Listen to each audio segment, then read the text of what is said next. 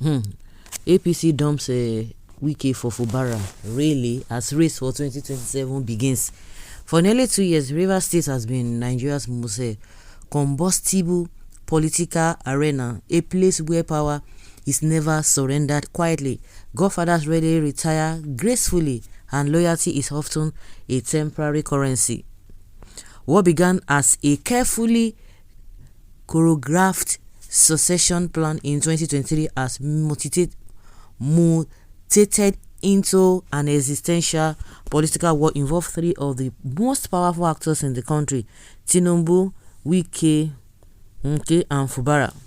At different moments, each of them has appeared dominant. At others, each has looked vulnerable. But as the dust settles at the close of 2025, the balance of power in Rivers State is shifting in a way few predicted when the crisis felt erupted. The quiet technocratic governor, once dismissed as weak as dependable, has staged a comeback that now threatens to upend Wike's long-standing grip to the states and the politically redraw Tinubu's political calculus ahead of 2027. Nothing lasts forever anyway. Even Tinubu, all those nonsense when they do it, he seems he's winning. It will not last. And again, it's all his plan now is being disgraced. But unfortunately, he will not. They don't have shame. He doesn't have shame. His team don't have shame. So they don't even. There's nothing that will bother them in all of this, because as they are projecting all of these things, you could see that they are not even being respected. Yes, that's it. They are not being respected at all. So why did the APC dump, what's his name, dump Wike? They go dump him before now. You can't do this kind of a thing and you expect them to trust him. They can't trust him. And the Wike, for the kind of person he is, he don't just even you can't trust him at all. He will do the same. When Fubara emerged as a governor of Rivers State, his victory bore the unmistakable fingerprints of Wike. As outgoing governor, Wike not only anointed Fubara as the People's Democratic Party (PDP) candidate, but also deployed his formidable political machine, but over 8 turbulent years to secure the win. At the time, the relationship was portrayed as seamless, a loyal protege inheriting power from a political godfather who had become one of the most influential figures in Nigeria's ruling circles. But the illusion of harmony barely survived Fubara'S swearing-in. Within months, cracks appeared. Control of state finances, appointments, party structures, and the legislature became flashpoints. What was initially widespread disagreement soon hardened into open confrontation. Rivers State House of Assembly, overwhelmingly loyal to Wike, became the primary weapon in the conflict. Of course, we know all of those jargons.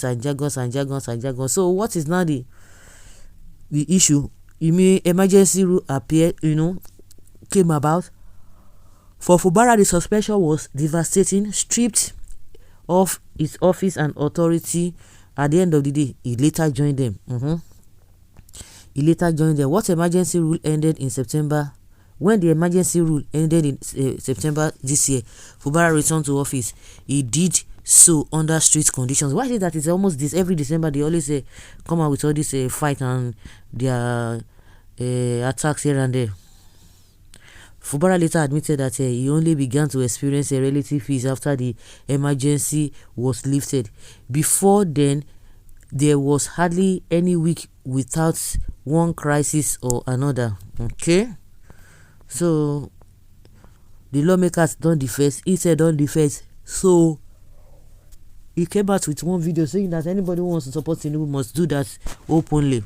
And people say that he was throwing jab at Wike, because Wike we don't even know where he is now, because that PDP is not containing him, and he cannot even come to APC with his full chest.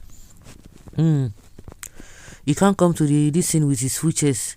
So as everything is going up and down, people are still dragging. Even the PDP that he is no longer having peace there. Okay. At the end of the day, as 2027 approaches, Rivers State is no longer merely a battleground between a godfather and his rebellious son. It has become a proven ground for Tinubu's broader strategy of power consolidation. Speaking during the commissioning of the 9.7 kilometer Ogbakiri Road project last week, Fubara affirmed that he has strong grassroots structures and committed supporters to deliver the required backing for Tinubu in 2027. Fubara said the mobilization of support for Tinubu ahead of the general elections is already about 70% completed across the state. Whatever strategy or whatever plan Fubara has, to me, is nonsense. Because at the end of the day, all the people that are supporting Fubara now, that have switched allegiance, all of them now, because of which they want chop, there's no ideology anywhere. The crisis is far from resolved. Despite sharing party affiliation, tensions persist between Fubara and Amewule-led lawmakers. The assembly adjournments amid the budget preparations raised fresh concern about a sabotage and unfinished reconciliation. The irony now is that the lawmakers who once sought to impeach Fubara now operate within a party where he holds the highest political authority. Whether they will submit to his leadership or continue their resistance remains an open question. Make all of they play, because all these things that they are doing is not in the best interest of anybody apart from them. Monkey don't hang himself for tree, and because now he hang himself, nobody go bring him down. Wike go dey where he dey himself, or where he hang himself. He will last best. Noise making and bullying is not even strength. Politics is like a game of chess.